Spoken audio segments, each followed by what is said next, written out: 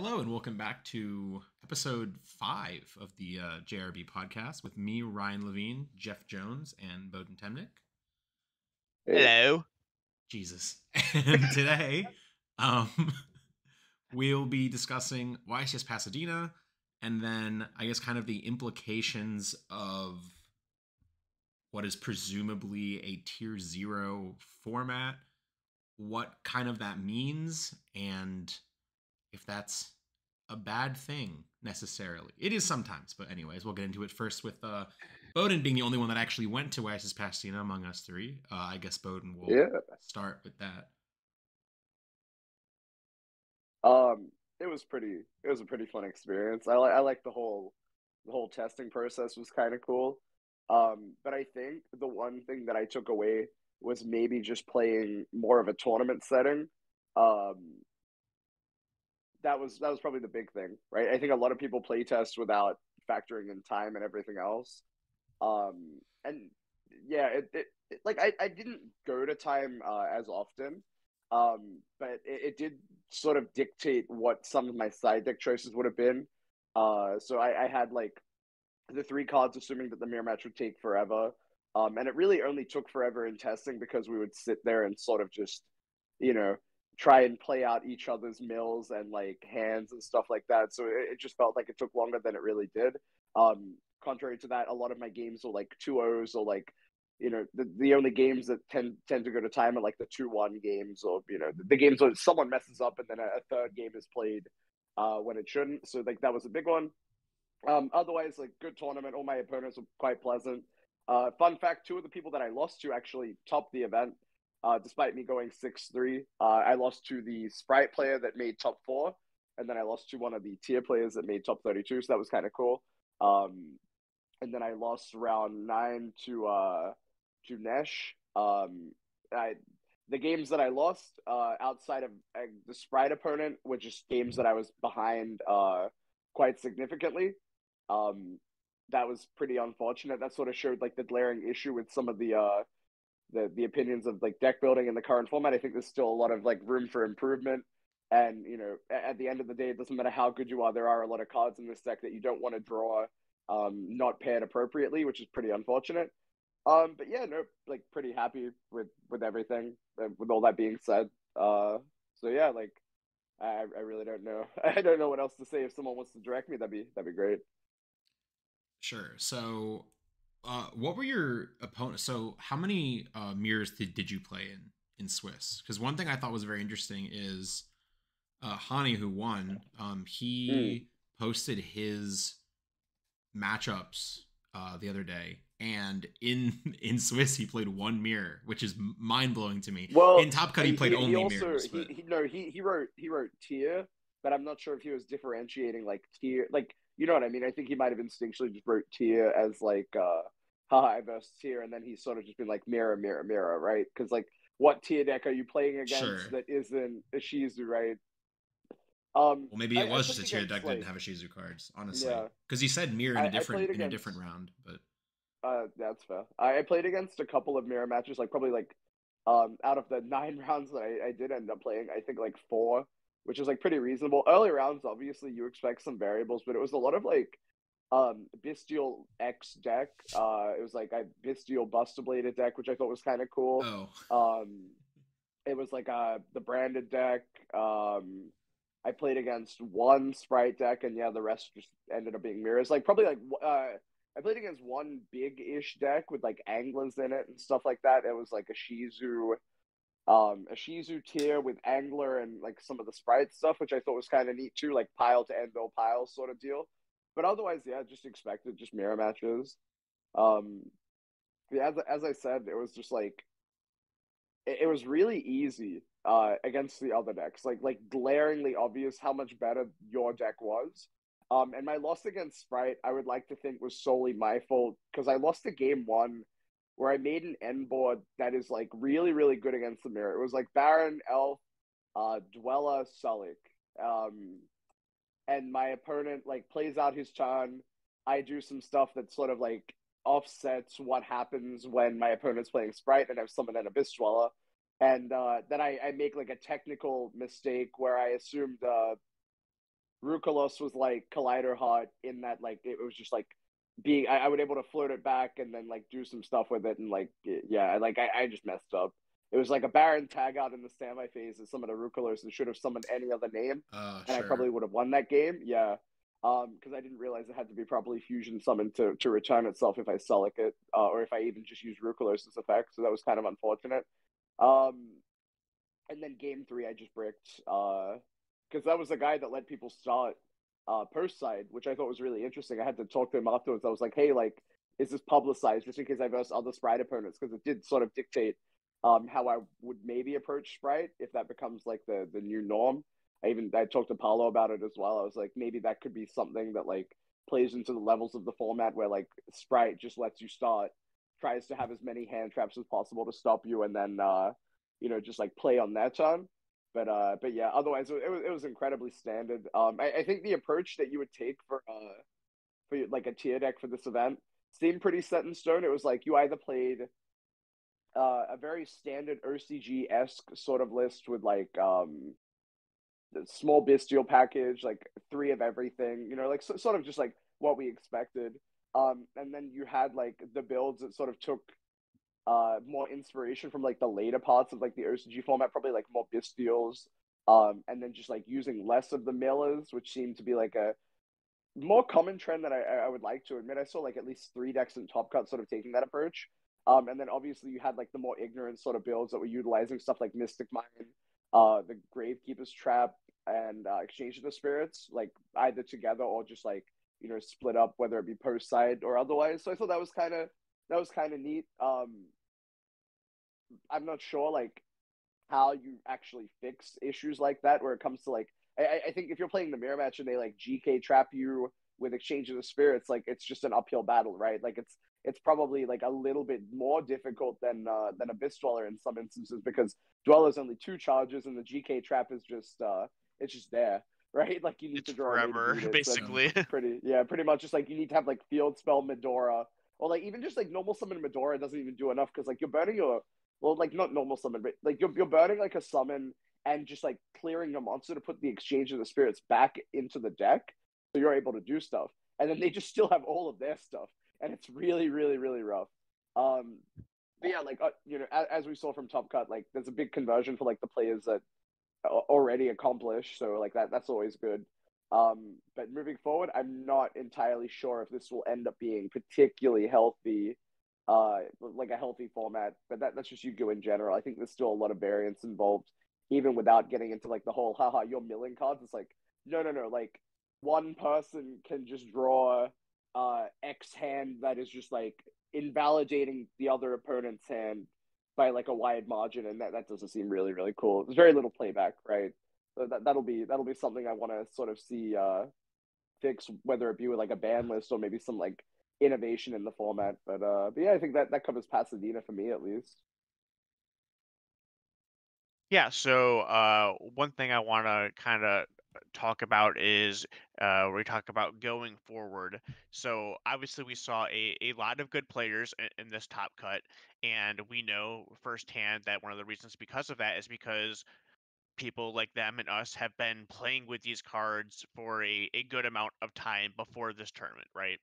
And so we had a lot of good information, made a lot of good people made a lot of good calls. Um, and so now that that information is kind of out there and people who are not in those kind of cliques are able to play more and things are going to be more solved, how do you feel about this next YCS this upcoming weekend, which is Dortmund, right? Yeah, but like that's the problem, right? Like, what do you change once like a lot of the information is out there? Because So, people call like so now I'm saying, mm, is there a way that people do you think that are going to adapt even further and refine the decks even more, or do you think that well like now, or do you think where now that people exactly that's what I'm saying? Do yeah you so do no you think that's a thing or I no? think where we're at now I think where we're at now is probably like the like the extent of it, right? Because I think a lot of like stuff will end up being like maybe cyclical. Like you might see Mystic Mind like if this format drags out longer than it should, which I don't expect it, but that's probably another topic of discussion. I Yeah, we'll get think to that a little bit. you'll see like the very cyclical Mystic Mind where you have like, oh, Mystic Mine, GK Trap, whatever, like, oh, okay, Which is what we and then saw people, Dom doing. Dom relied yeah, very much on the Mystic Mine and the Gravekeeper's Trap. yeah, I don't think that's like bad by any margin. But I think like you'll see a lot more people aware of strategies like that. You might see like everyone play a copy of Heartbeat, or everyone play like an Out to the Mine, or even just knowing like that the field spell plus like a shuffler active like does, out the Mystic Mine. I think Mhm. some people might have just neglected that. Maybe they weren't prioritizing getting to their field spell as soon as they could. Yeah, I think there's like a lot of weird levels to it. Dortmund might still be interesting. I think like a lot of people are still pretty far behind, because this deck on the surface, even if you just go from like a deck list to deck list perspective, I think the technical play aspect is still rather huge, and it's technical play that I don't think you can really just put out publicly, because it differs so wildly from game to game. So you really do have to be quite aware of like a lot of the interactions, and like your pick and play is solely going to come down to like you knowing how Yu-Gi-Oh works, right? So if you don't play enough and you're just trying to go off theory or like a cheat sheet, there's no combo Yes. cheat sheet. You know what I mean? Like that's the big benefit. So Yeah, so I to say think, there are some people mm, that are even like our playtesting group who go a lot off theory and don't play as much. And I yeah, think that it will be very much to your detriment where you won't notice certain things until you start playing. And it's very, exactly. very much so with this deck. So I think the only benefit that really comes out of that for the players that weren't like in the circles of like, haha, like here's this deck list, is like, is that you sort of know like what to expect now, and like it's going to be a higher percentage of tier, right? Like the next event is not going to be a 3 or 4 day gap between the set coming out and then you getting the cards, right? Everyone should have their cards for Dortmund for the Terrellum and Ishizu deck. And if they're not playing it, then like they're playing a deck that is built to counter the Terrellum and Ishizu deck, which, as we've seen, is probably not enough, whether it be through representation or just like sheer power level alone.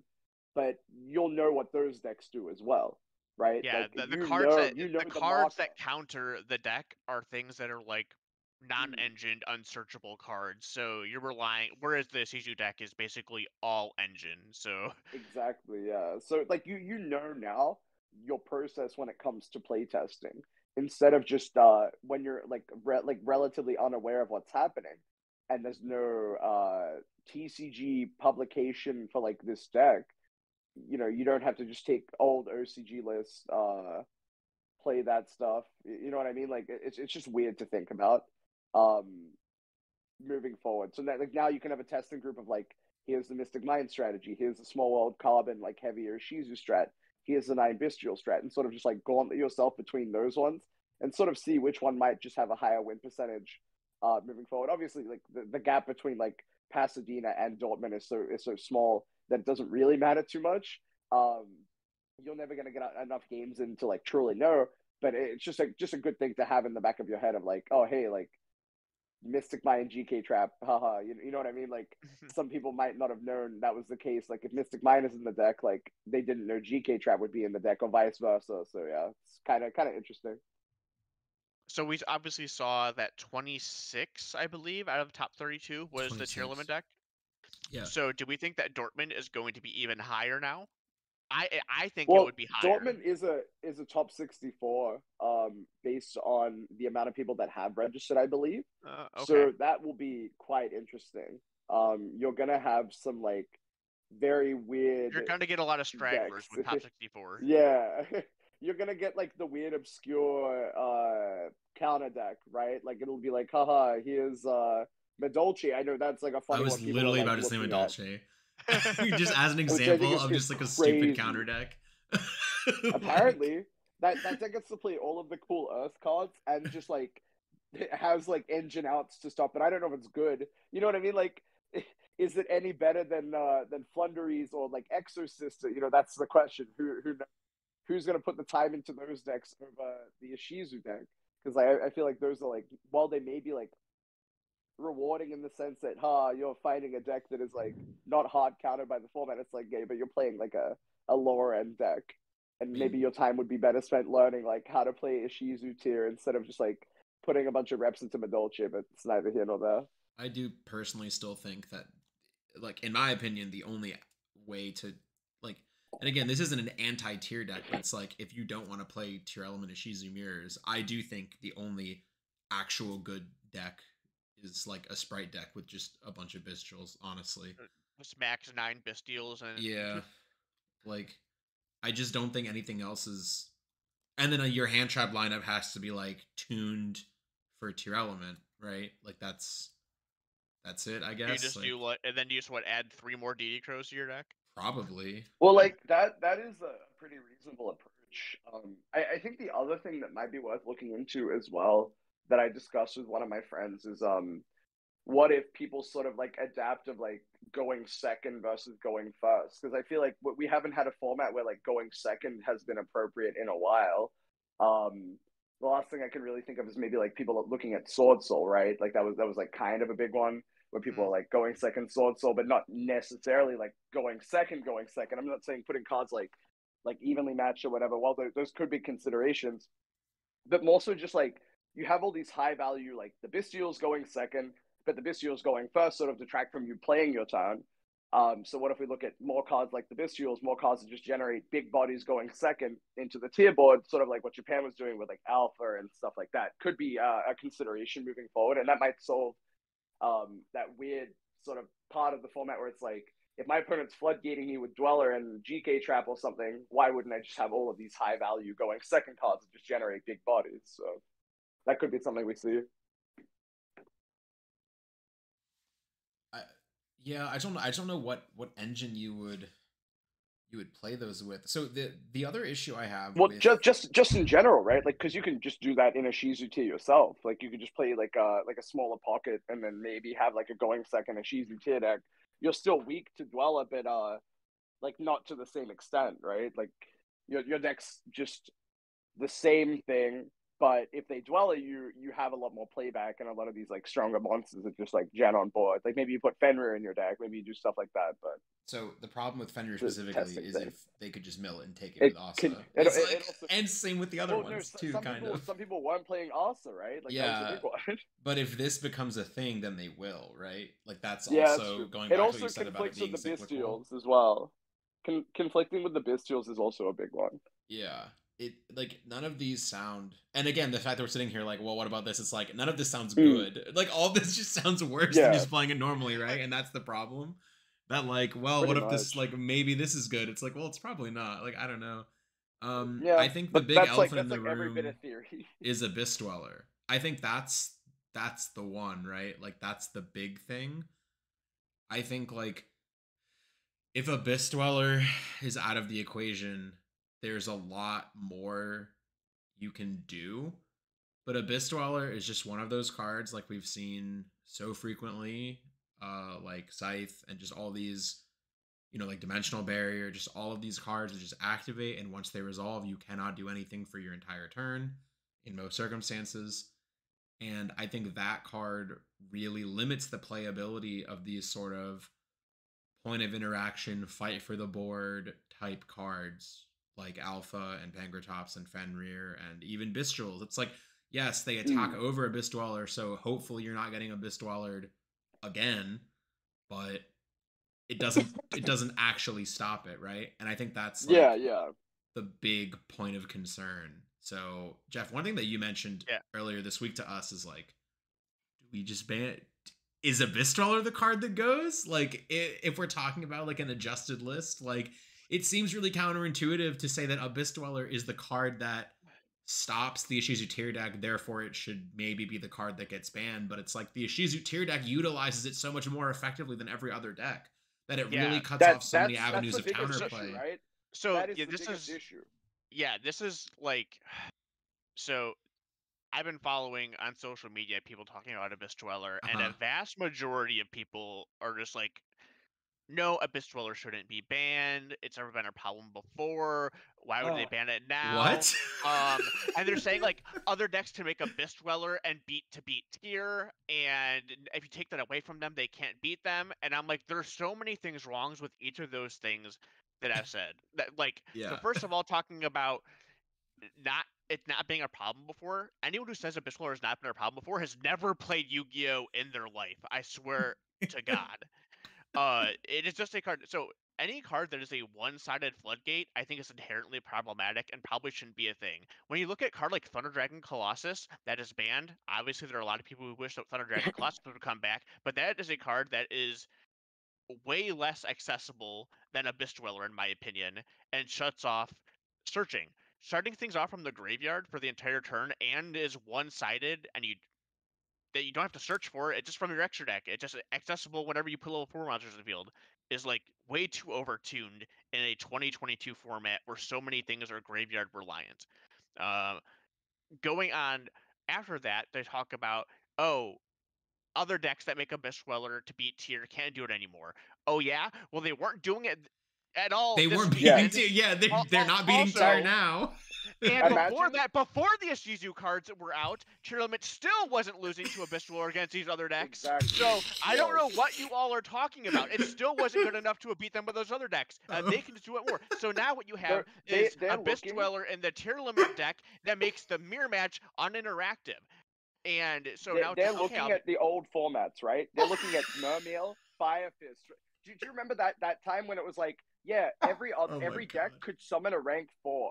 That was like the big one, and they were like, yeah, Dweller's fine, it's healthy, like it gives you like the option to keep Mermail or like Dragon in check. And now it's just like, no, no, no, like we've descended, like we've gone past that point, and the best deck is just losing to Abyss Dweller, and no other deck can summon Dweller without just like being terrible, right? That's it's just yes. the whole thing. Yes. We are not in 2014, 2013, where it's Mermail and Fire Fist. You know what I mean? It's like, Yeah, what's like the I saw point? one person say like, "Oh, now like math, if you do that, math that can't make it." I'm like, math that Oh no. isn't making it 90% of the time anyway because you're locked into freaking Cybers monsters. I don't know Yeah. what you're Mm-hmm. talking about. I don't know. It's just so infuriating to see. Ever since I joined Twitter, I feel like my mind has gone.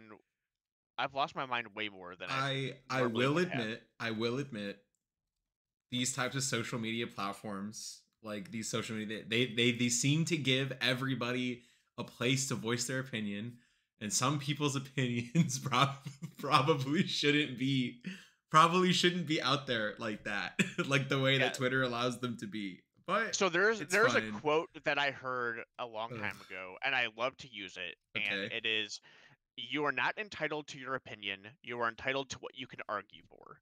An sure. opinion is, I think chocolate is better than vanilla. Not Abyss Dweller should not be banned because it's never been a problem before. That is not an argument. If you want to make an argument for Abyss Dweller, you need to come up with some facts and some data to back up your claim. Otherwise, I'm going to come at you and you're going to be looking real foolish. Yeah, I think. I also think it's very irrelevant in the grand scheme of things as well to like die on that hill if you're like, oh no, you shouldn't ban Abyss Dweller. Konami doesn't care, right? Like Konami will see you post saying my deck can't summon Abyss Dweller anymore. They'll be like, you know, it doesn't matter. It doesn't matter to their bottom line, whatever. If Konami goes, we would like to ban Abyss Dweller to promote, you know, more interactive gameplay, they'll just do it. On like the other side of the coin, they might just not ban it, and they won't give you a reason to, you know, to them Right. not banning it. So it's just irrelevant, right? So I just want to say, all three of us think that Abyss Dweller is a ban-worthy card, correct? Oh, definitely. I mean, if All right. Abyss Dweller had So been banned at any point in the last 8 years, I would have gone, probably. you're right. Like Mm-hmm. So literally I any personally list. do not do I. Oh, Hmm? Oh, oh, oh, okay. are we back? So Okay. yeah, Yeah, I Boden I exploded. personally Oh, don't sorry, my know bad. if they would ban it. I have heard before that from years ago anyway that they didn't think it was a ban-worthy card. But you know, times change. Yu-Gi-Oh is much different than it was 6 years ago. There are just so Mm-hmm. many strategies that are graveyard reliant, and just to like shut them off for one turn in Yu-Gi-Oh, that's usually all you need. Um, and I think, I mean, another argument I saw was you saw um, Hani against Jesse in the finals to make a Best Dweller, and Jesse was still able to come back and play a little bit. And I think anyone with half a brain would be able to look at that match and see that, first of all, Hani did not open optimally, and not only did he not open optimally, Jesse milled very fortunately off the first mills. So on the first turn, Hani had to normal summon Diviner as his first play, which is not the play you want to be making playing the tier limit deck at all.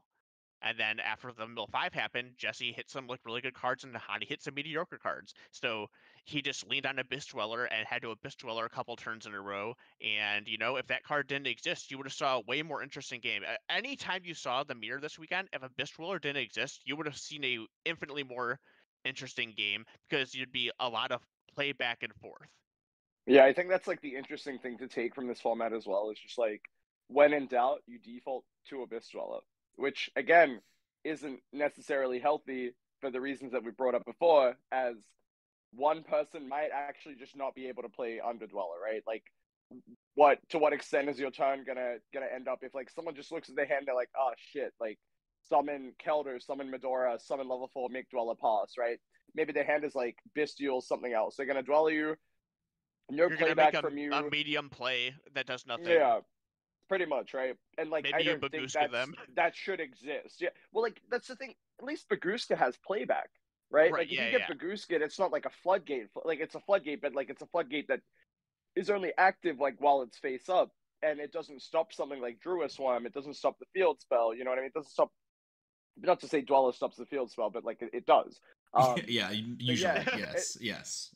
imagine 99% if of a the time. Bistwalla said, "While this card is face up on the field," you know what I mean, or like just something ridiculous like that. Then I think Hmm. it would, it would have some balance to it. But the fact that it just creates this like lingering blanket effect, just causes so many issues in like modern day Yu-Gi-Oh, where like nothing deals with that. You have to have these cards that like preemptively deal with it, and those cards just suck on their own as well. So you make your deck worse by extension, attempting to beat a Bistwalla, and there's not enough cards that like we're trying to identify like, hey, like we could put like Fenrir and like Alpha and like these cards just like summon and attack over Dweller. It's just like, but then That what do doesn't they do when stop they it. don't Yeah. Dweller us?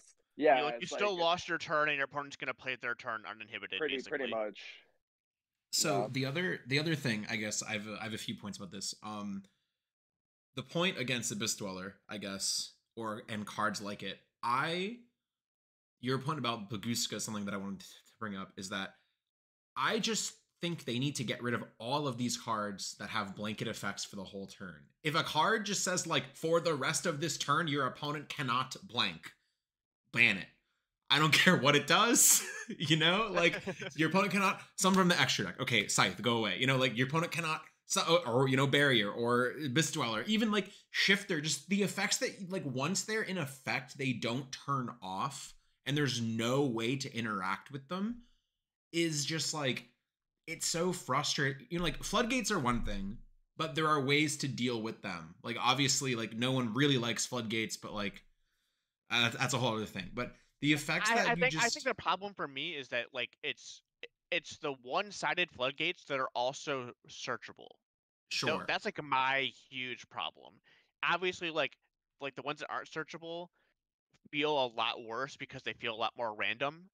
But those ones, because they aren't searchable, I mean, you're at least you're not going to just like lose 100% of your games. Like most of the time, if you lose the die roll going second to tier, you're going to Mm. lose most of those games because because you're you're getting going to get to a dweller. best. You're going to Yeah, get a best dweller. But at least when you play against like Sprite using the shifter or whatever, like they're not always going to have shifter. When you yeah. do, you'll probably lose. But I mean, at least there is some variance there that you can deal with.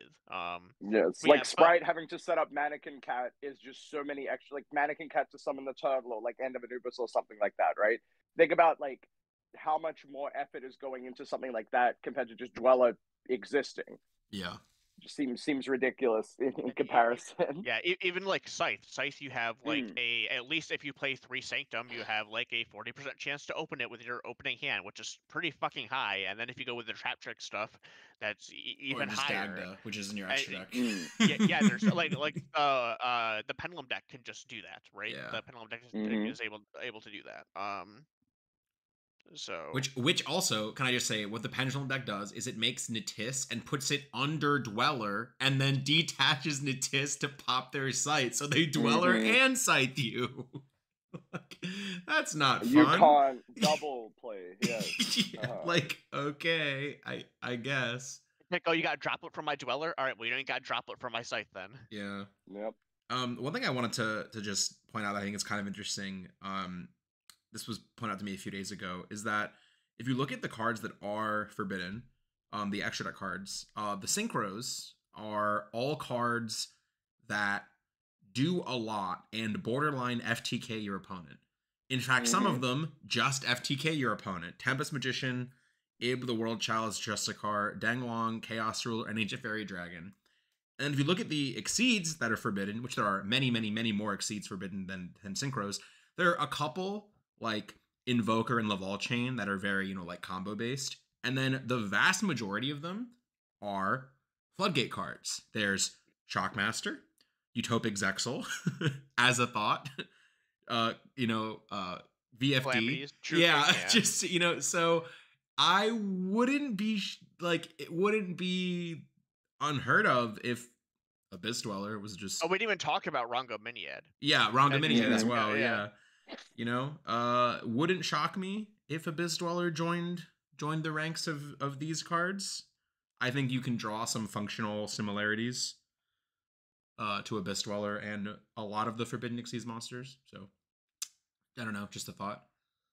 I'll be honest, I don't remember what my second thought was earlier when I was talking about me wanting Abyss Dweller banned. All right. Well, I guess we could just... That's good. Maybe it was this. Who knows? I'm pretty sure it was probably this. Oh, I have something interesting to bring up that sort of just doesn't really play into this discussion of Dweller, but I feel like we could go on for years about why this Dweller shouldn't exist.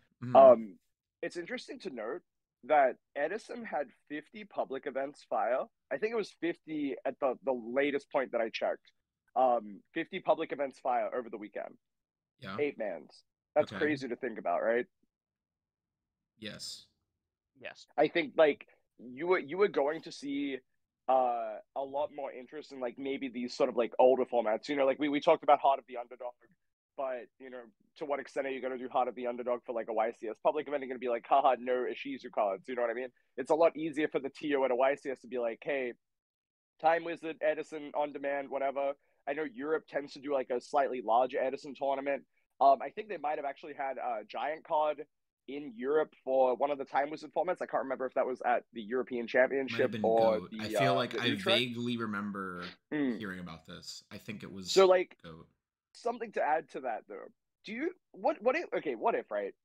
This is strictly hypothetical. What if instead of Konami utilizing the ban list to sort of keep competitive play just rolling, not utilizing it so swiftly, people are anticipating something to happen to these cards just based on how powerful they are. What if when something like this happens, Konami gravitates towards a legacy format, right? What if that is just their goal in the next year or two is just we're gonna integrate Time Wizards so much more into organized play. There is demand for it. We're gonna you've seen they've reprinted the cards.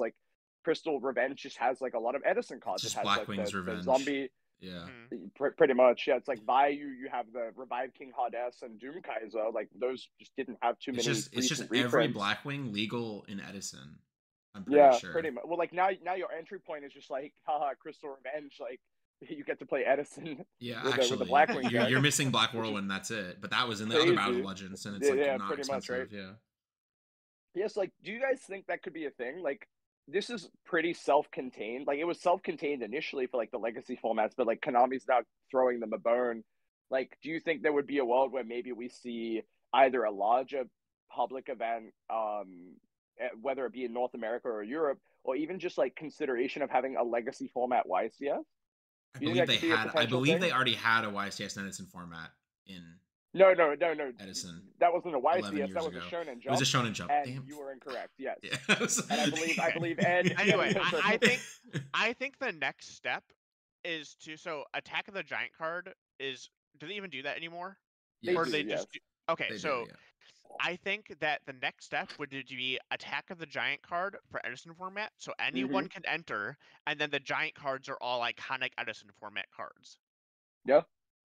I think I that's the would next step. like that. There's And like then if a they see, instead of just the 8-man side events, and Mm. since if they get a lot of people turning out for that, or even if it's like something, I don't, it could be something related, giant card related, something bigger than an Mm. 8-man tournament. And then if that goes well, if Konami sees, oh, this could be something that could be profitable, or like Mm. maybe this if we could do more with this. I 100%, they have to see the results. So first step, Yeah. they see all of these 8-man tournaments firing. I saw a lot of On people that note, posting though, on Facebook about it. If next is see, all right, do people want to do something bigger than this? And if mm, that goes well, then they'll probably take it one step further. I think the big thing we'd probably have to take away from something like that would be like unique players per 8-man, right? Because like that's Correct. how you dictate how many people are actually interested in Edison instead of people just trying to farm the one public event consecutive times. Because I know, like, I had friends enter those events, whenever they could, but it's like others were firing in tandem alongside it, so it's like there has to be at least 16 people, quote unquote, that are interested in playing Edison at yeah. a minimum, unless they're all alternating each public event.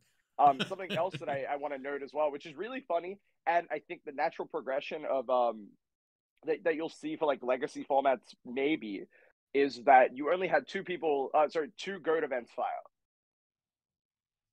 The tier, I was talking to like one of the tiers because like I could only get a goat deck. I borrowed a goat deck from one of my friends, and I was like, oh, okay, I'll play like a goat format public, like whatever. I just had some time to kill after I already scrubbed. And they're just like, yeah, we fired two. If you can get 7 people who want to play, by all means. No one else wants to play it. It's all Edison this weekend.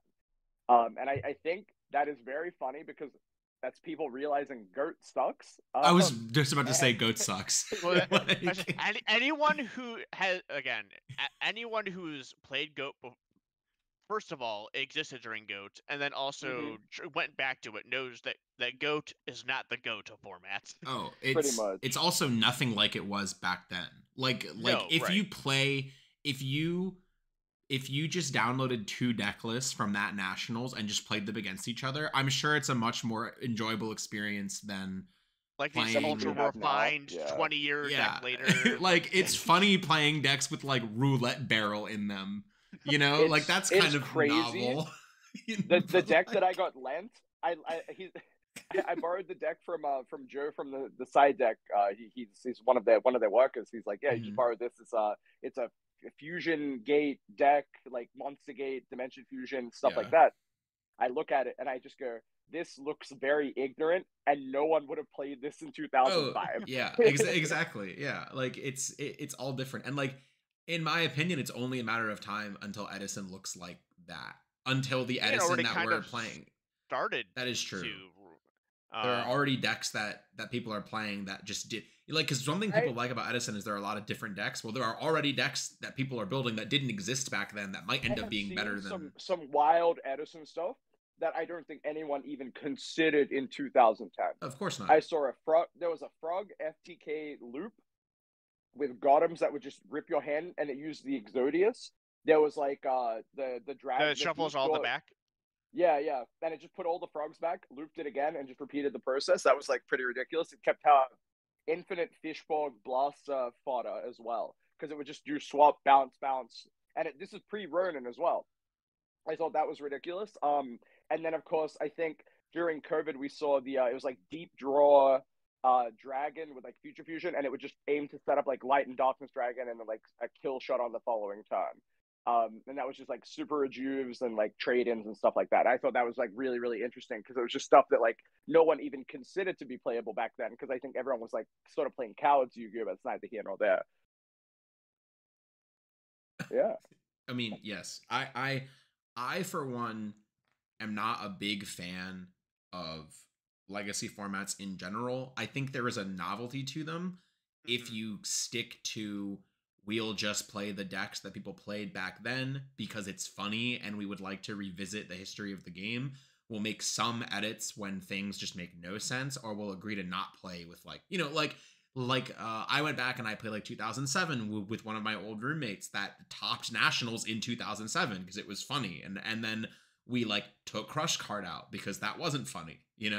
Like it was just no longer enjoyable when certain things like that. So I understand the appeal like to that extent, but eventually the formats just don't look like they did, and you're actually just playing something else. And I think it is only a matter of time until Edison starts looking like GOAT does, which is like nothing that people are playing in GOAT now is even remotely similar to what people were playing back then. I have the craziest trade offer, right? Trade offer. Alongside Rivalry of the Warlords, you offer like a Legacy Time Wizard format. It would be 8-man, but it is 8 random decks that pocket. That would be so fun. Oh my gosh. That would be so fun. And do you know what's crazy to think about too? All of those cards will have been reprinted in literal minimum rarity, so there is zero liability. When people say the Rivalry of the Warlord decks just have like collector rare first edition Toon Chaos cards, I just think, wow, they're really risking it all, huh? Now imagine like you have like common GOAT format national decks, right? Like, and you just RNG, you high roll the 8, you know, you do 2007 nationals. Like that, those deck lists are there, like they exist. Yeah. The people that work at Konami now were judging back then.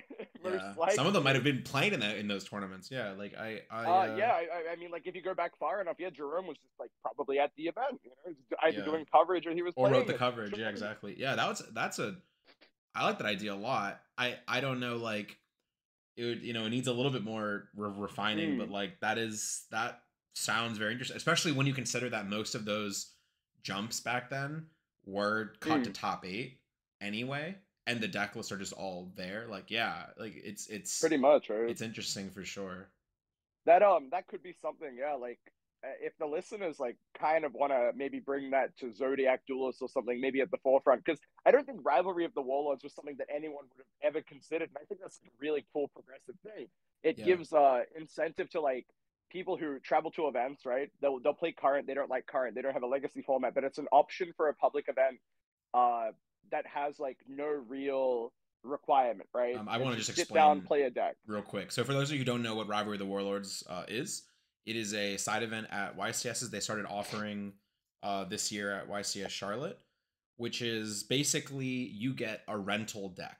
So it's 8 people, and the TO, whether it be like Konami or whoever's like actually hosting, whoever's the TO of the tournament, has 8 pre-made decks that are relatively equal power level, and they're all kind of like off meta strategies. My understanding as well is that these decks were made by R&D. These are deck lists that came from like Konami and Billy and company. Yeah. I believe that's correct, because what also comes with it is you get a little packet. It's just like a couple pages, and it just explains the deck's and like the strategy main stuff. Yeah. So like the Live Twin one, you know, I'm sure it'll be like, pay attention to the names, like, you know, the blue ones are Kiss to Kill, and or the blue ones are I don't know, the blue ones are Lila, and the red ones are Kiss to Kill, and you gotta have the opposite names to trigger the effects or whatever, right? Like I'm sure it's something like that. And yeah, I think it would be interesting if there would be, so what Bohdan is saying is, instead of them being like those pre-made like fun, you know, like less competitive decks, it would just be pre-made, this is top 8 of Shonen Jump Charlotte, you know, like 2008, and it's just like 8 Teledad decks, or 7 Teledad decks and 1 Gladiator Beast deck, and it's like, oh no, I low rolled the GB deck, you know, like like I guess like that's kind of fun. And I think that would be like really good as like the introduction to Time Wizard, right? Yeah, because the decks are there, they're very static. And it's sort of like a building experience for the people that like haven't actually played those older formats. And it doesn't require them to put an initial investment in.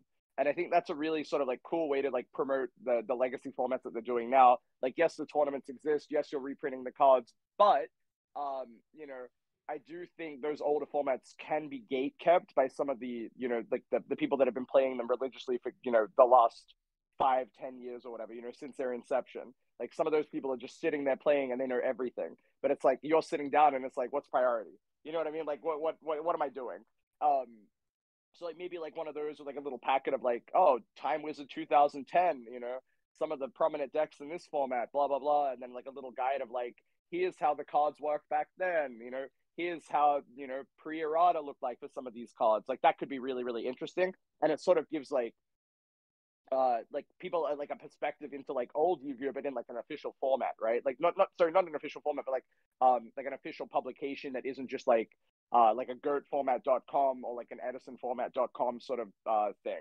So you have it straight from Konami's mouth of like, here's how it worked. Like I'm sure Jerome would be happy to sit there for 2 hours and write about old Yu-Gi-Oh for like a little guidebook or something for like an upcoming YCS. I think that would be like really really interesting to see.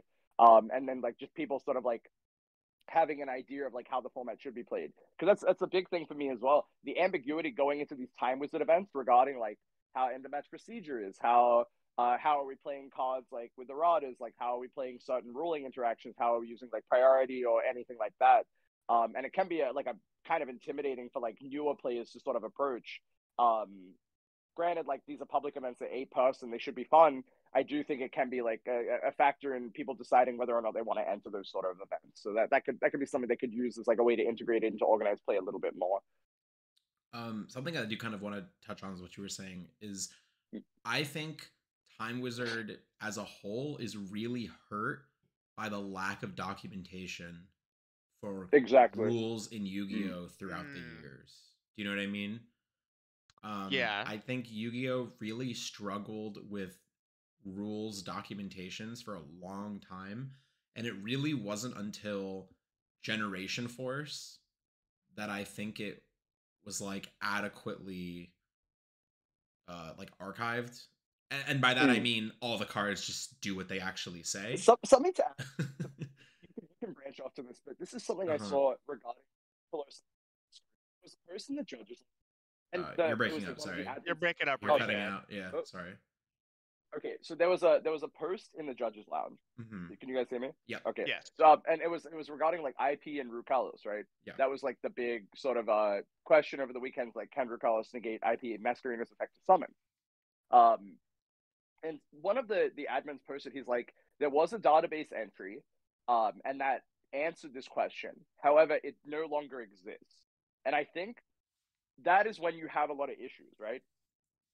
When you don't maybe like have like an Oracle sort of rule set, like most other games like Magic the Gathering has like Oracle text, stuff like that, where it's just like you can sort of see like where the card's development process has gone, whether it be like errata, ruling changes and stuff like that.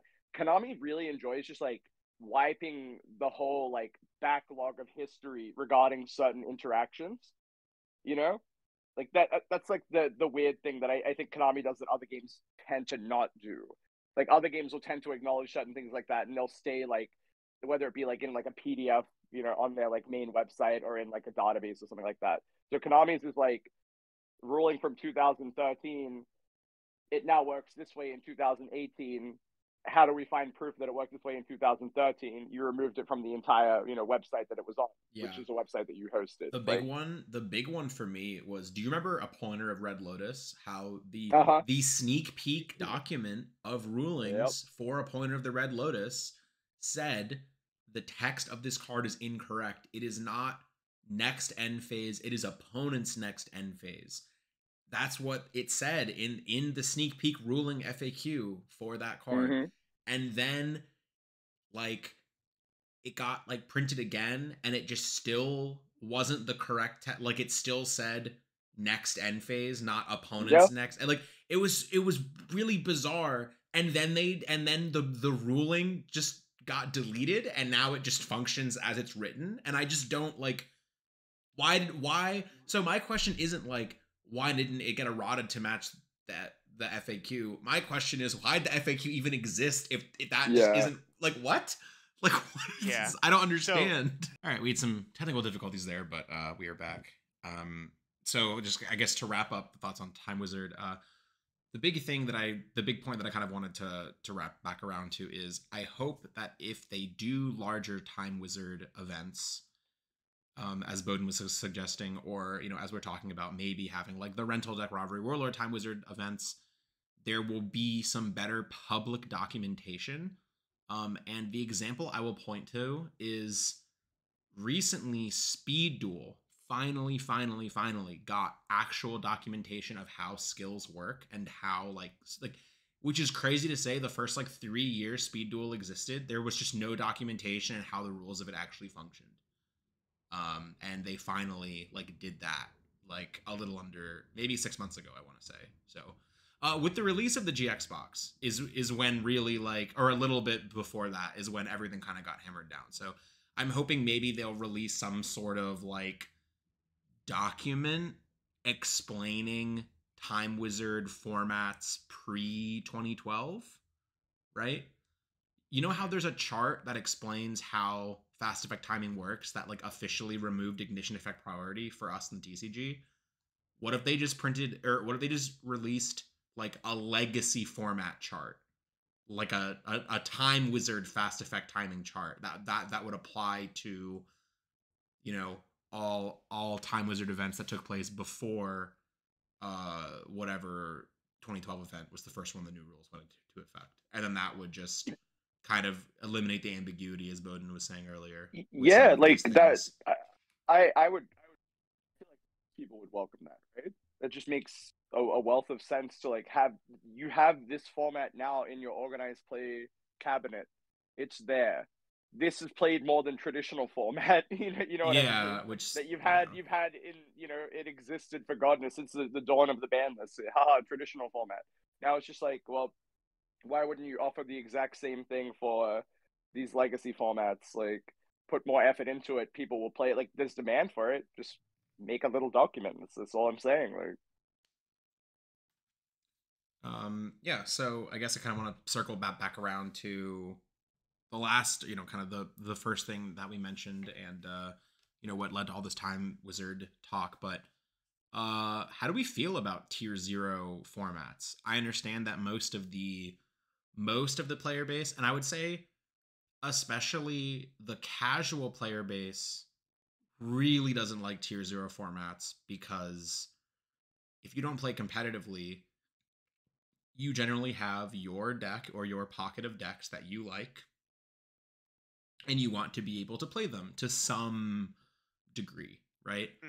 And when there is I will say, when there is like a definitive absolute best deck, you know, you kind of can't really play those things. But my counter argument to that will be like, last format there were 2 decks. There was Trellment and Sprite. Like, is a 1 deck format really that different from a 2 deck format in terms of like, I don't know, like I'm not even sure what word to use because it won't be correct. Like innovation, like as far as like playing some sort of homebrew deck at your locals, like is a 1 deck format really restricting you more than a 2 deck format was?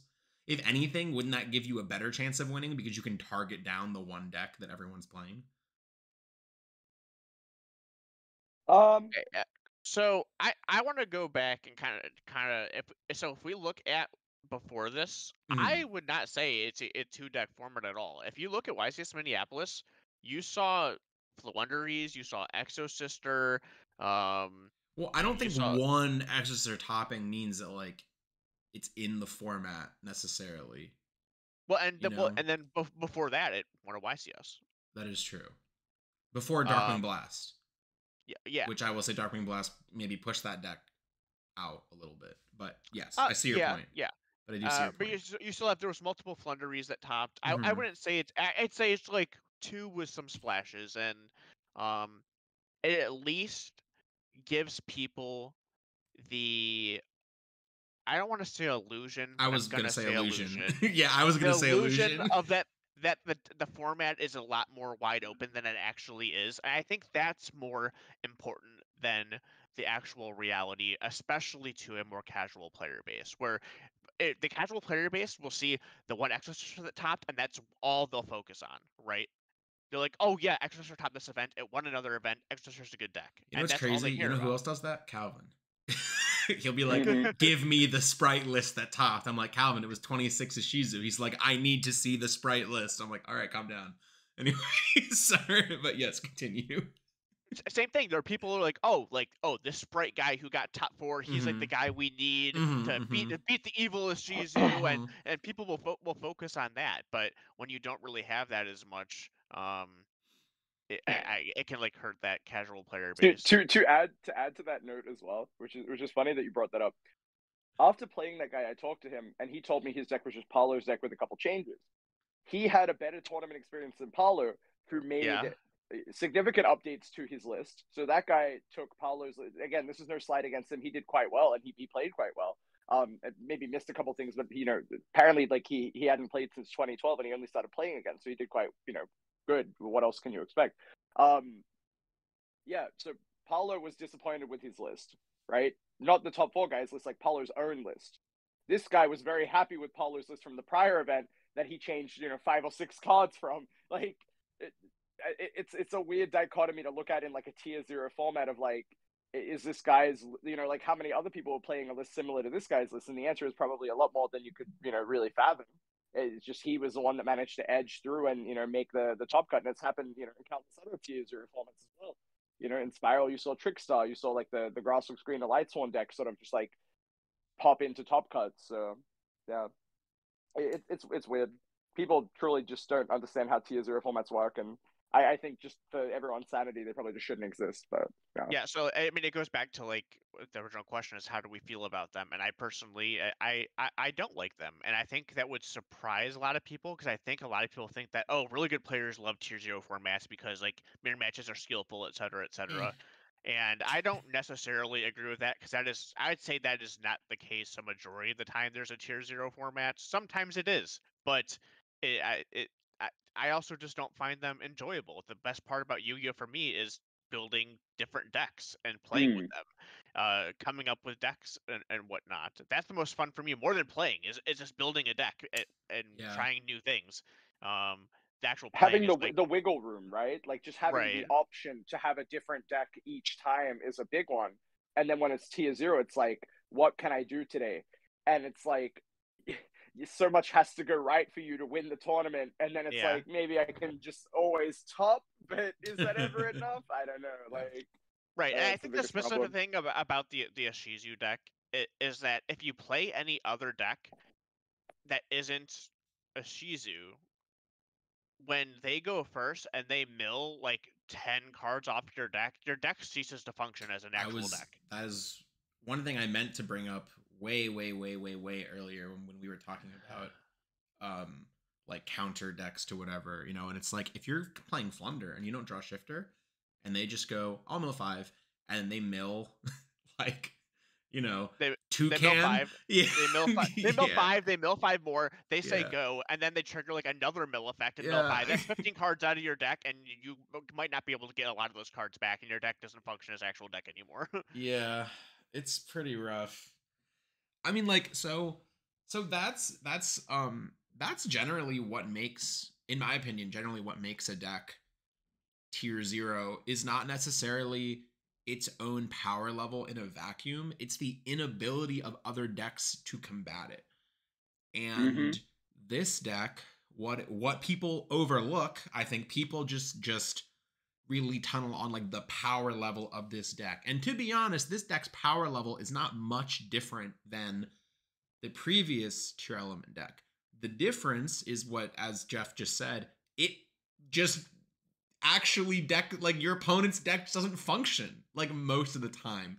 Like your deck got a little bit better, and then it also just makes your opponent's deck not work anymore. And if we look at like how some of these previously like tier 0 formats in like kind of recent memory played out, I would say one of the big reasons Spiral was tier 0 is because of Resort. You just couldn't target anything, and so many decks and so many cards needed to be able to target that just this deck had 3 Resort, 3 Terraforming, and it just was Rhoda, and none of your cards can be targeted. And it's like, oh, well, 85% of Yu-Gi-Oh decks right now don't function if they can't target, and also the rules just changed and links just came out, and the other 12% of Yu-Gi-Oh decks can't function anyway. So here we are, right? We're left with no functioning decks. To Spiral as well. I think that the other big thing that even after, so like this is something that like I don't think we really touched on of like what happens if like an adjusted list or like an emergency ban list, quote unquote. It would just be a ban list at this point because there's no definitive time frame. If we look at Spiral, after it dominated like 2 or 3 events, and then they decided to hit it literally the Monday after YCS London, then Spiral still steamrolled the rest of the format. Spiral still existed after that format as well when we had the Nightmares come out too. Like that was still a deck.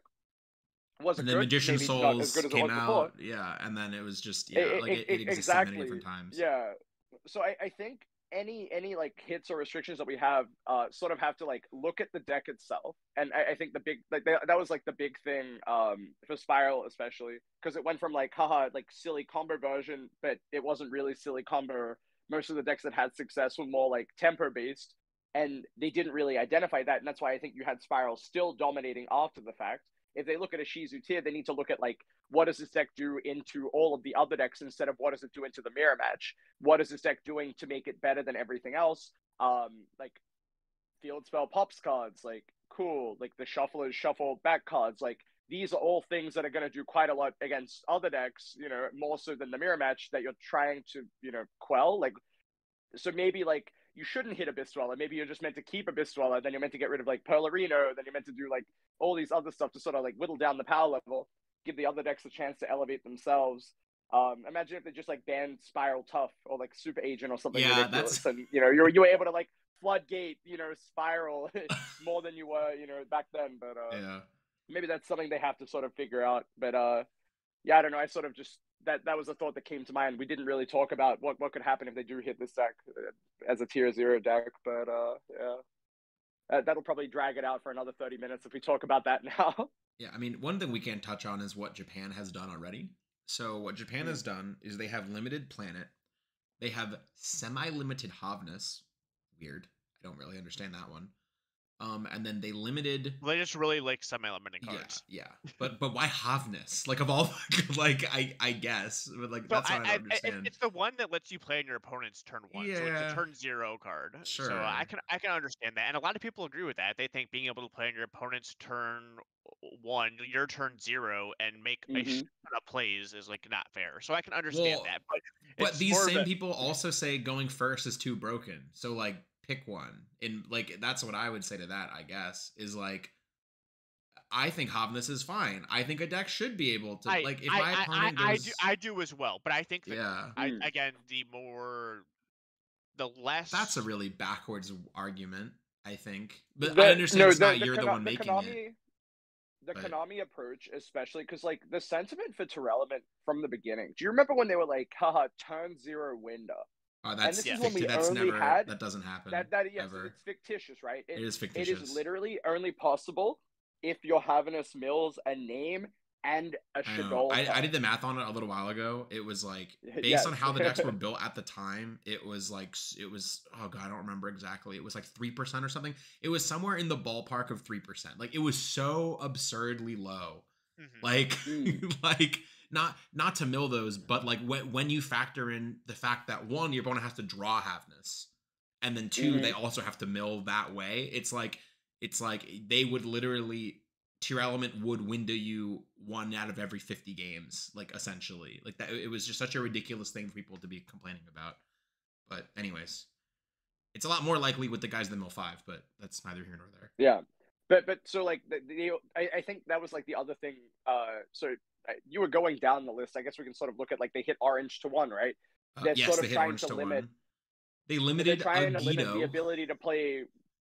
But like, why would you limit the ability to play on your opponent's turn? Like that seems counterintuitive to how you should be playing Yu-Gi-Oh, right? Because like otherwise they're just setting up their board and like your playback is just significantly worse a lot of the time. I don't know. It's no. confusing. I agree with you. That's exactly how I feel. Like that's also like, I mean, so hand traps are different because hand traps are equally as valid going first or going second. I would actually argue a lot of the times hand traps are actually better going first. Like Ash is not great going second, but when you go first and have a whole board and have Ash, you do not lose. Yes. Like that's like Maxi is the same way. anyways, so I feel like like we that's talked about, like, we yeah. thought Super Poly was a better card going first than Oh going yeah, second. Super Poly was It's the same thing. when we were playing Sprite, when we were testing against Sprite and we were playing like Tier Element. Like Super Poly was better going first against Sprite than going second, because when you went second, like it didn't even It always just resolve. yeah, and then it just secured your win because they have to play into your cards. You take them Yeah. all away, and then they do nothing. Similarly, Nibiru is better going first than going second in a deck that can sustain itself getting Nibiru, because like if your opponent doesn't play into it, then they lose to your board. If they do play into it, they lose to the Nibiru. So there's a lot of conundrums with cards like that, where you try to make cards to make going second better, and then you end up making going first better. But Havness is not one of those cards. I would argue Havness is significantly more impactful going second than it is going first. It's a dead card actually. So that's yeah. I don't think that's correct. And I hope they do things differently for us if and when these cards get hit.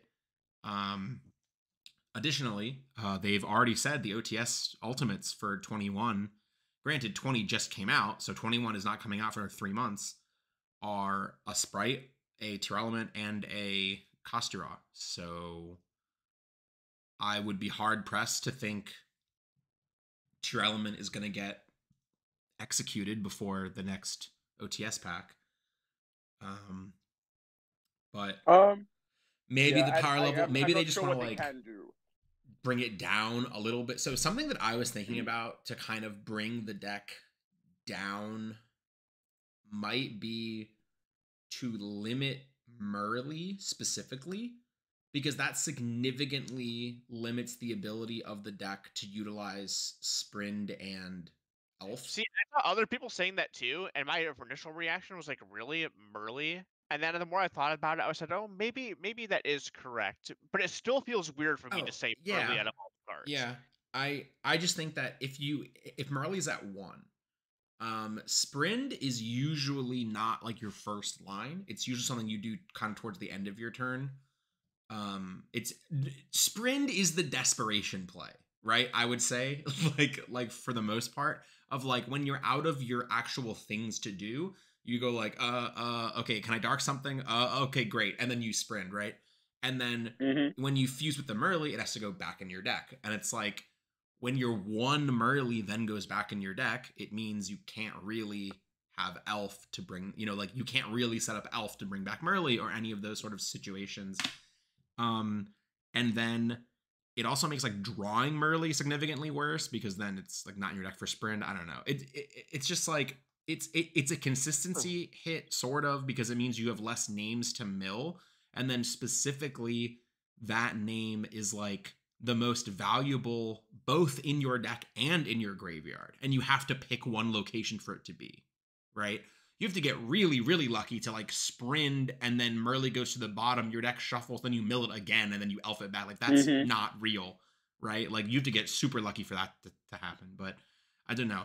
Maybe I'm not going, like maybe I'm not thinking about this the right way, but like based on how I kind of view this deck, that's probably like if you want to like hurt the deck but not kill it. Like if you want the deck to be unplayable, I think you ban Murley on it. Like I think if you ban Murley specifically, this deck gets a lot more manageable because there's no more Sprind, right? See, that's funny, because I think that if you ban Sheeran, it becomes a lot.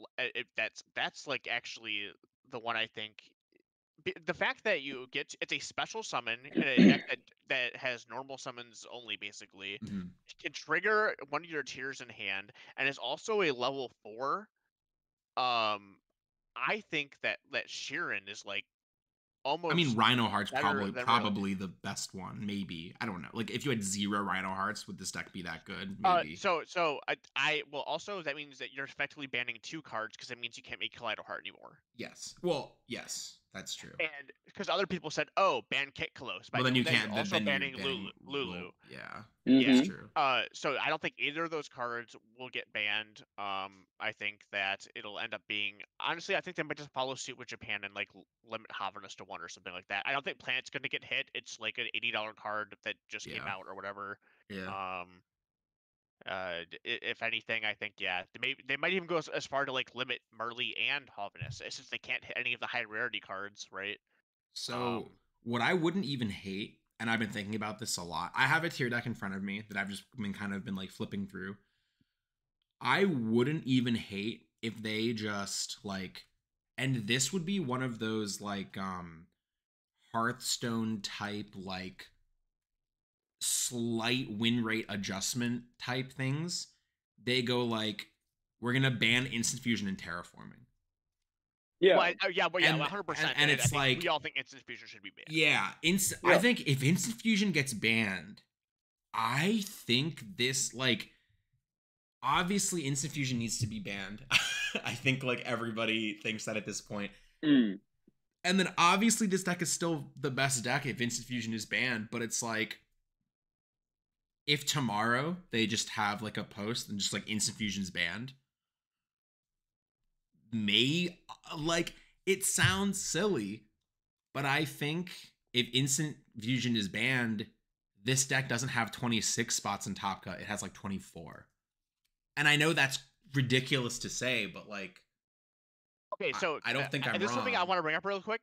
If you go back and watch all of the matches that had tier limits in them and feature matches, the amount of people that had turn 1 instant fusion was absolutely insane. It was really? crazy. Like it was like first card instant fusion. I think I saw it at least like 6 times. Yeah. So and opening up with that is just like I feel like it's very, very, very, very, very difficult to lose a game where you open instant fusion in this deck. I just think if they just do like if they don't want to hit the actual cards, I think banning instant fusion and banning terraforming.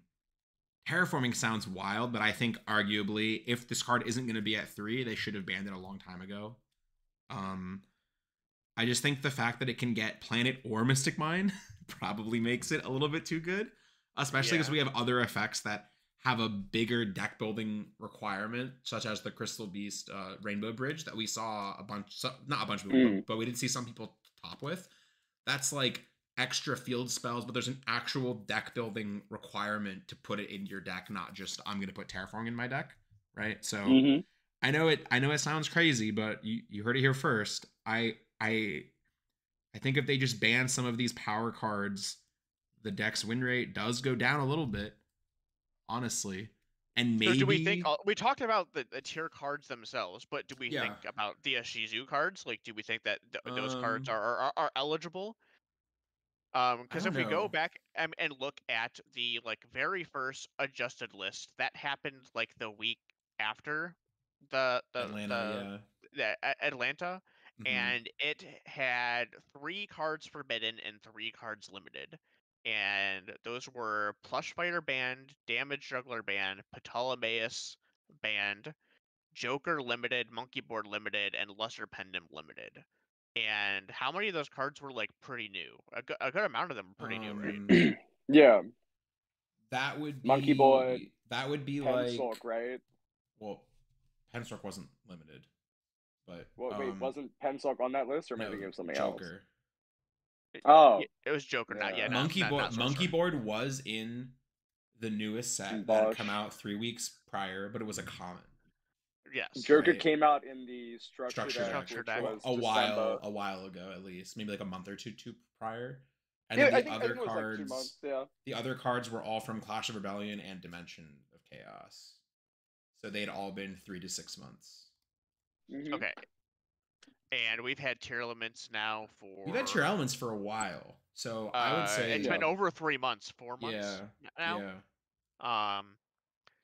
So I think it would be okay to, and Luster Pendulum was like a $40 card at the time before it was limited, but yeah, I definitely think it'd be okay to touch some of these tier cards.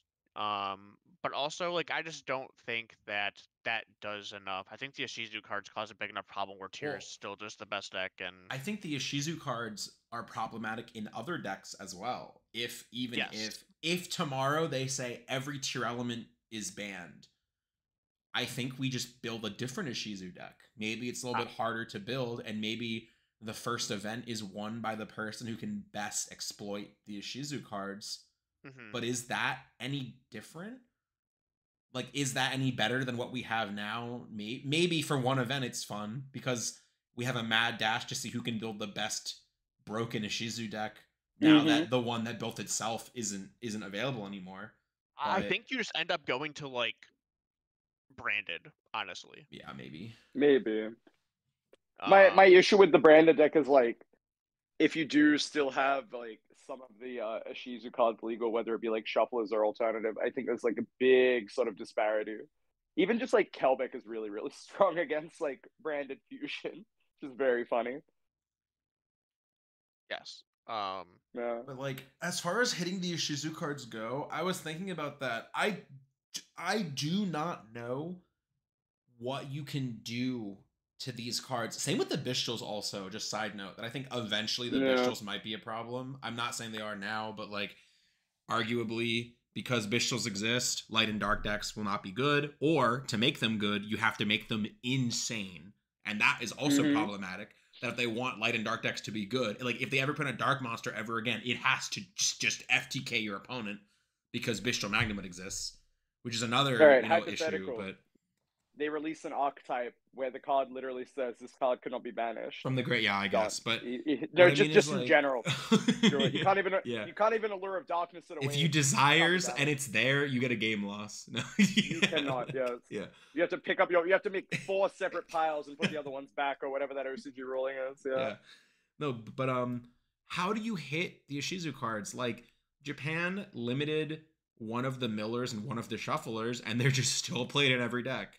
So yeah, like in this one we see now, we see that Japan just plays the Keldo and Medora as ways to shuffle things back. Yeah. And interrupt the opponent. So I think honestly you just have to limit all of them to one. It's I think that's what you have to do. Yeah. That's the only thing that makes sense.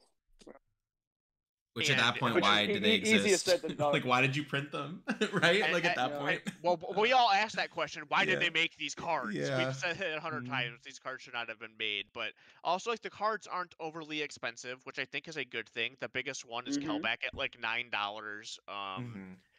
Everything else is like you see a Medora, Keldo, $2, Agito, $5. These cards are not overly expensive. You're not getting into like these planet territories where they're $80 for 3 copies and whatnot. So, however, if we also look at our European friends, myself included, Kelbeck is short printed in Europe. Some of those cards are just short printed in Europe. Yeah, if you look at the price difference, for some of the cards from Mama in the European printing is just ridiculous. That's like insane. Some of them are just 2x. Yeah, it's ridiculous, man. It's so sick. Because we had a different pack layout. So it was like MSTTV sort of broke it down in one of his videos. He's like, for USA, allegedly, it's just like one new card, one good reprint, one thing, one other thing. Europe is just like, here's the sheet, we cut it up, and because that's how. Good luck. So that's interesting because that's how. I don't know if the European one was different, but from Ghost from the Past 1 and 2, I cannot believe I have an opportunity to talk about this because I thought I was the only human alive that noticed this, and I cannot believe I'm getting an opportunity to talk about this. So, in Ghost from the Past 1 and 2, how the set worked is, despite the fact that every card was ultra rare, there were a couple cards in this deck. Like, I know this because I opened so much of this set, and it anyway, it made me really upset. And like all of the good cards, like be it the new cards or some of the more sought after reprints, like Ghost from the Past 1, like evenly matched, right? They would only be the 5th card in the pack. So that was the same in Duov as well. You could not pull Dragoonity Remus and evenly matched in the same pack. It wasn't possible because despite the fact that it was a flat rarity set, there was like a subset almost of like the actual good cards. Ghost from the Past 2 and the Ghost Rare took the 5th card slot. So if you pull the Ghost Rare, it would be over top of one of the good whatever. I didn't open that much Maven, so I didn't really take note of what the cards were. If I open more, I'll definitely take note, and like if the new card is always in the same spot in the pack, then like but for sure Ghost from the Past was like that. I'm pretty sure they are. Yeah, because like again, like MSTTV did it in his early release video as well. He like explained it. I think R&D. I know one thing I noticed is that the Pharaoh's rare is always in the middle of the pack. Okay, that's probably where To like the to good card protect it, is to yes, protect it. we Yeah, must protect Yes, to it. sure. protect it. But on the note, like I said, like Duov was the same. I remember you couldn't pull like a Verti Anaconda and then like one of the other new like Link Brain pack imports in the same pack. Like it was always in the same spot. I don't know if that was for like Euro only, but I opened a bunch of Euro ones during COVID, and it was just like, oh hey, I pulled this card. Guess Yeah, I'm not gonna pull any other good which card from I this pack. don't Oh like well. that. I think that's like I don't. borderline deceptive how that Mhm. works, right? But what are you gonna do, I guess? But yeah, I thought I Mhm. was going crazy, and I cannot believe I cannot believe naturally there was an opportunity to talk Mhm. about that because I thought I would die with this secret, or Yeah. with just nobody else to you know. Anyways, Yeah, some Da Vinci Code level stuff. Ryan Levine has just figured it all out.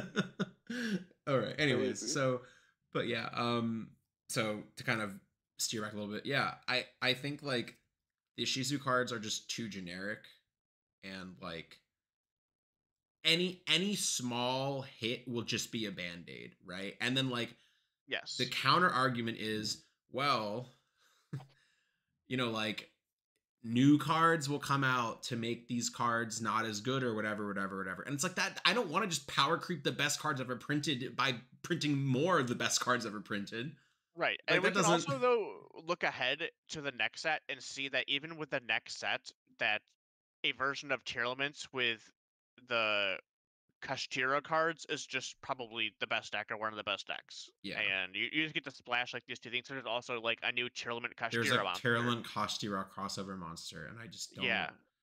Man, long gone are the days of Zephyra when those cards were just terrible. When like the Zephyra Nekroz card was like unplayable.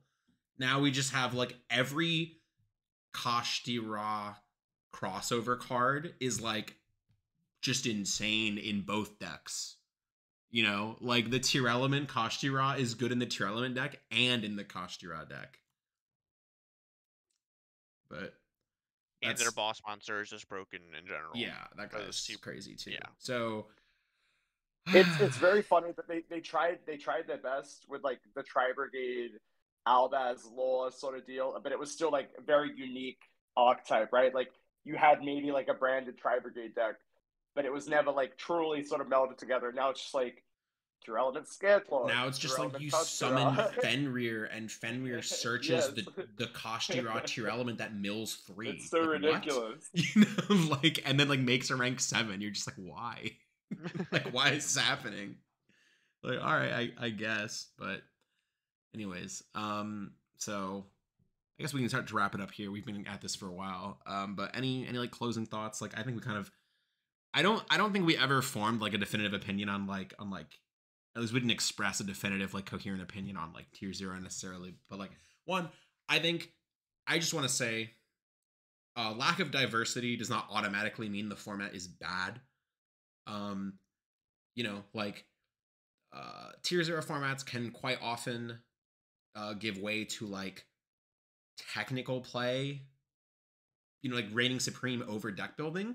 When I think most of the time in Yu-Gi-Oh, deck building is what kind of pays the bills, so to speak. Where if your deck is better, you can get away with playing a little bit worse. And in a tier 0 deck, there's less room for your deck building to be better, so you have to kind of just be playing better. Although sometimes, maybe in this case, there's a lot of random things happening and a lot of milling. So while yes, you have to think on your feet, and somebody who's played significantly more will be able to edge out wins in situations where somebody else, wouldn't be able to because they haven't played as much and they're less knowledgeable and they're less skilled. It can still be frustrating sometimes to kind of see a win slip through your fingers because both players sent the top 5 cards of the deck to the graveyard and your opponents were better than yours, right? So I can see it being I frustrating. also want to say that it's also not a very good from a business standpoint because it also means that one, from Konami, people are buying less cards because there's only one deck to really be played, Mhm. and two, to watch it be streamed where every round or every other round is the same deck is not a very good experience to not only talk about for the commentators but also to watch. Sure. Um, and I know, for instance, we have been again also we have our locals. We have like 40-person locals every Wednesday and Friday, and today is the first week where the local probably did not fire because no one wanted to show up. Interesting. Um, so I that's didn't. another thing. Yeah, my locals is tomorrow. I'm probably not going. I'm gonna go see Black Panther instead. But I am kind of curious. I'll ask how many people end up showing up. But yeah, I mean, I agree with that point as well. But I guess basically what I wanted to say about that is just like, again, as we went back to just like Twitter poisoning us and making us upset. Somebody posted like, this isn't the worst format ever, like, because we had these formats, and then posted like formats where like top cut was a higher percentage of one deck, and you're like, these are the worst formats ever. And it's like, that doesn't automatically dictate. Like, I think one of the worst formats of all time, I actually think this might be the worst format I've ever played, is the 2018, actually right after Spiral. So the format after the Tier 0 Spiral deck, there were like 10 different decks, and all of them were awful to play against. There was Pendulum FTK, the 60 card grass deck that if they just drew grass Yeah. to you lost.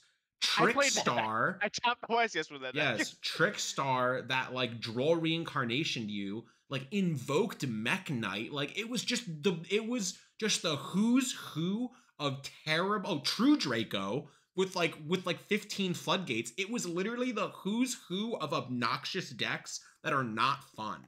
And at the time, people were like, this format is so diverse. What a great format. It's like, no, I don't want to play against any of these decks. Like, I don't want to do any of this. How many times the format has come along that there's a lot of decks, and then we will all say all these decks are awful, and then people sort of come out like, how is every deck just so bad? Like, it's crazy. There's all these decks, and yeah, all of them are just awful. It is, yeah, that is true. But so like, yes, I for one think that was like, for me personally, worst format to ever exist. Like, I didn't have fun playing then. It was super frustrating, you know. It just ugh. And there were a lot of decks, but that doesn't automatically mean it's a good format. And I think one of the best formats ever, actually, also had a lot of decks, but it was a reasonable number of decks, and all of them were interesting. And one of my favorite formats ever is 2015, after Jin gets banned. There's Nekroz, Burning Abyss, Shaddoll, Cliffort, Ritual Beast, and Tallarknight are all viable decks. Some less viable than others. So Tallarknight, probably not actually viable, but, you know, by that point. But still an interesting enough dynamic that I, you know, like, played Nekroz for 3 YCSs, and over those 3 events, I played against like 9 different decks. And it's like, you know, that's one of my favorite formats. So I think there is merit to both a format with very few decks and merit to formats with a lot of decks if it's balanced correctly.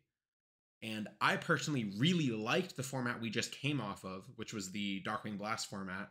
And I haven't played enough of this format to really form an opinion, but so far I like it less than what we just came from. So you mean like pre-Ishizu? Yes, I really liked the pre-Ishizu post Darkwing Blast format, and I wish we had another event of that format because I think it would have been interesting. But it's gone, so no point in dwelling on it. And again, I haven't played this one too much, but from what I've played, I don't think I like it as much. But we'll see. This format is presumably like, there's the remote YCS, there's another South American YCS, there's Dortmund in a couple days. You know, we'll see where it develops, and we'll see, I guess. And then we have YCS Sydney in January, and we'll see if anything needs to be done. All right, closing predictions for Dortmund. Yeah. If it's top 64, let's each say the number we think Tour Element will take in top 64 based on representation. Do we know how many people are going to be there? I'm pretty sure it should be top 64 based on like registration. They opened up more seats. I think European YCSs now just end up being top 64 instinctually, because the European ones, if you register, and even if you don't submit a deck list or like show up, they put you in the tournament. Huh. Yeah. Interesting. I don't know if they'll fix it, but we're assuming top 64 based on that. So Sure. yeah. I'm thinking like at least 40. I was gonna say 45. I'm I think going to guess. 40 range So is alright. I'm just going to go with math. If 81% was the top cut of 32, I'm going to go with the same amount for So this. I'm going to 52. say 80%. So I'm going to say 51, 52. Mm-hmm. I mean, that seems reasonable. Yeah. Especially if like Europe is being gate kept by short printed Ishizu cards. Just kidding. Just kidding. Every Ishizu card in the end of the day. But yeah. I think those are like pretty reasonable numbers. All right. And Sounds then, good. yeah. Hopefully that after this then, if it is like another 80%, maybe we'll see a list. Maybe we'll see something. And then maybe next time we can talk to you about that and not Yeah. have to, you know.